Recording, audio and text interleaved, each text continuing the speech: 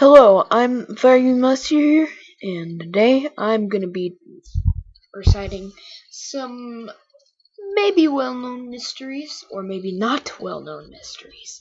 Either way, I'm gonna figure them out, and I am gonna get to the bottom of them. So, hey, I'm Fire Master here, and today we are gonna be doing some mysteries. So today, the first mystery I'm gonna be doing is a mystery that may be well known to most Sonic fans. Now, this is the Hidden Palace mystery. Now, basically what this is all about is, well, a hidden level. Like most games, sometimes there's hidden levels. Well, in most games, they're actually meant to be there. Not in this game. Now let me get to the bottom of this. Like several games like most video games, there's always some courses that are made in developing and then they decide that they don't want them. Well, Sonic the Hedgehog 2 was a highly anticipated game for the Sega Genesis and received a lot, I mean a lot, of, well, heat, because it's obviously, well, a Sonic game. I mean, seriously. Come on, think about that.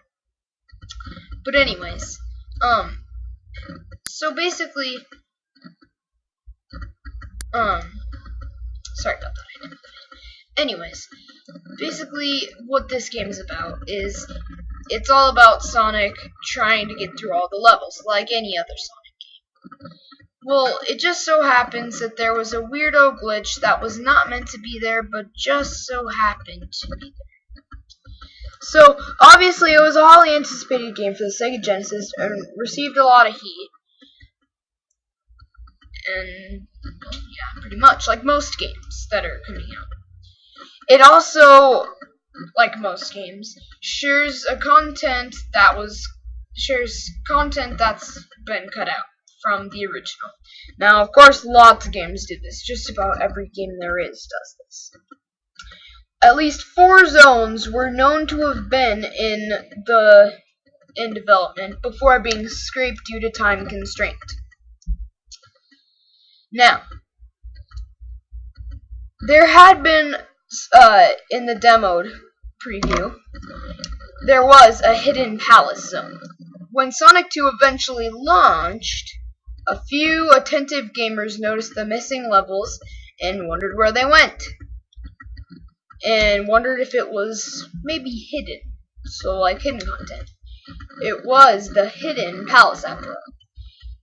Hidden Palace was the zone furthest in development before it was scraped, and thus there were a few not so subtle pieces to it. And it was discovered that it contained a half-finished rendition of it. Now, this beta, or beta, whatever you want to call it, beta, same thing if you ask me. But, anyways, sorry. Back to the actual debate. That in the beta was cited as proof of the Hidden Palace's own existence, and gamers quietly proceeded that it was definitely real. So they tried to unlock this mystery level, but try as they might, no one was successful with it. A level of the same name, though featuring a radically different design, eventually appeared. Okay, our next myth is a myth some people might know who are really into video games. This is the secret count level myth for Diablo for PC. So presumably inspired by the immobile and utterly pointless NPCs sitting in front of the church, these peaceful bovines provide some bored rumor maker somewhere with an idea for an utterly insane gaming myth. Ha! See what I did there? According to the legend, it was possible to gain access to a secret Cal level by doing such random tasks as looting Diablo's ear and giving it to one of the cows, or killing all the creatures in the game and having someone stay out of the final boss fight and head down into Diablo's lair after his death. Why the heck would you do that? What was in the secret Cal level, you might ask? What was the purpose? Well, no one could really say. Mostly because it's pretty insane that the whole thing is a total fabrication, but also happened to be one that Blizzard caught wind of, in a rather humorous nod to the fans. The game's follow-up sequel, Diablo 2, featured a secret Cal level tucked into the game and unlocked in a rather random method, put there as a tribute to the original. So, that's the secret Cal level for Diablo.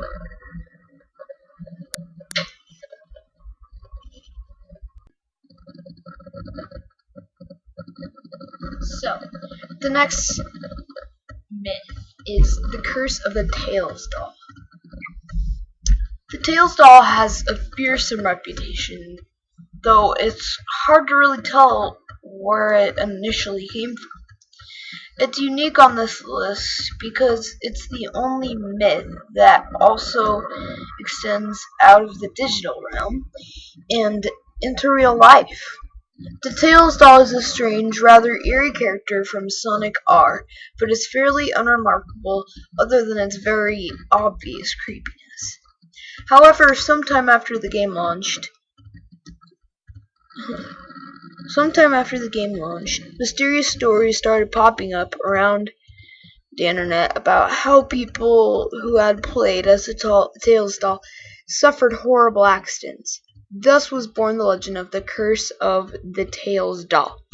Supposedly, anyone who uses this character even once will eventually be struck by the curse and suffer a calamity. The dubious nature of this legend, along with the stories that started it, is fairly obvious. It's been 5 years since the last one, but it's still rather cool that gaming has its own counterpart to other media myths like this. So, on to the next one.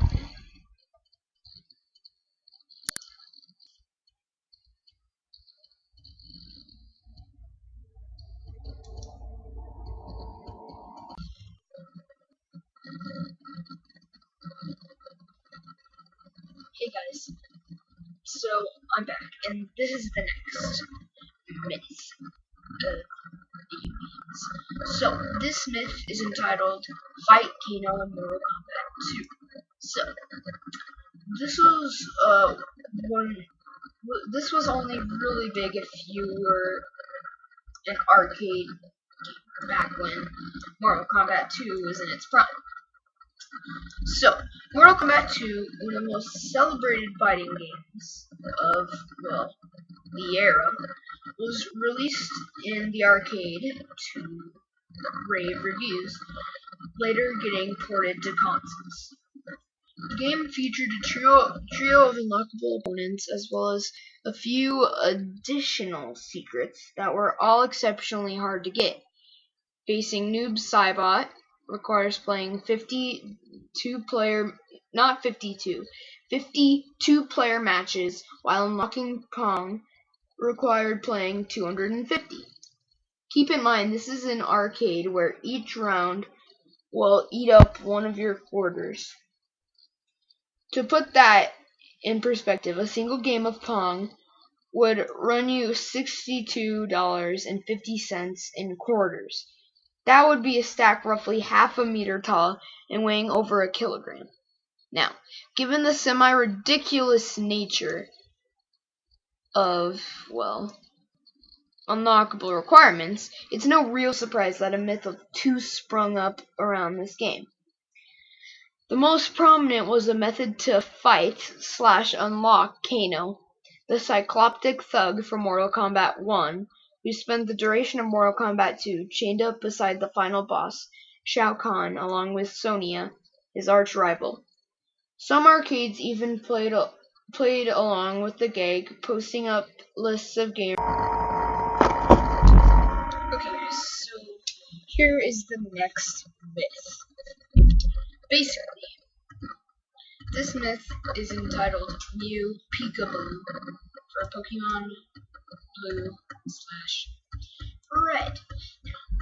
This pair of pint-sized Pokemon were the focal point of countless myths for Nintendo's runaway handheld hit, Pokemon. The most common versions seem to have one, or both of them, sleeping under the immovable truck at the dock where the SS Anne sets sail from. Though this was far from the only variation on the myth. Mew, the rarest Pokemon in the game, was actually only available directly through Nintendo events, and Pikablu, a fabled aquatic evolution of everyone's favorite electric rodent, did not actually exist at all. Despite that, these myths kept many Poke trainers occupied for long hours, searching for the keys to the truck, or for the mystic Mew flute that would wake the creature from its slumber. So, that's basically that. But anyways, I'd also I'm sorry that it's kind of a weird picture, but I couldn't find Mew and Pikablu in the same picture, so I only found one, and I'm sorry for the random ladies. So I'm sorry for the random ladies in that random Pokemon. That's not Mew. It's not Mew. That's Mew. So there's Mew. Sorry, random lady. And this is Pikablu. So that's gonna be it for this myth episode. Nah, I'm just kidding. We still have left. So anyways, let's get to that one.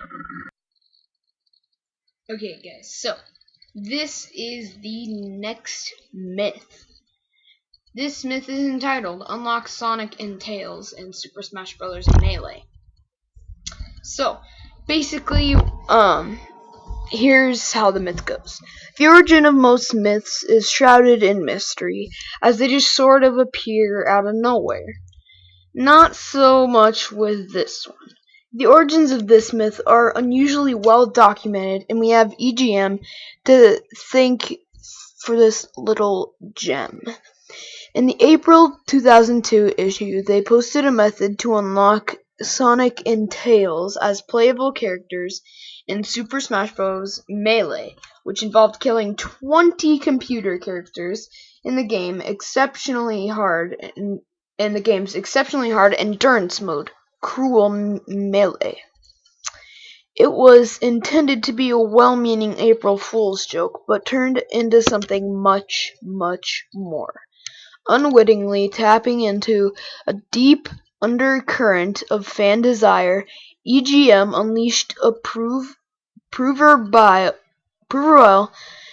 Pandora's box upon the Smash Bros. World as their readers flocked to various game forums and cheat boards to post the new method and discuss its ramifications. GameFAQs was flooded with cheat submissions to the point where a sticky topic had to be made explaining that Sonic and Tails were in fact not present in the game and the code was an April Fool's joke gone horribly wrong, or wildly successful depending on your viewpoint. Though this myth was relatively easily disapproved, it certainly made one of the most of its short lifespan, wreaking havoc over forum across the internet. So, thank you guys for watching.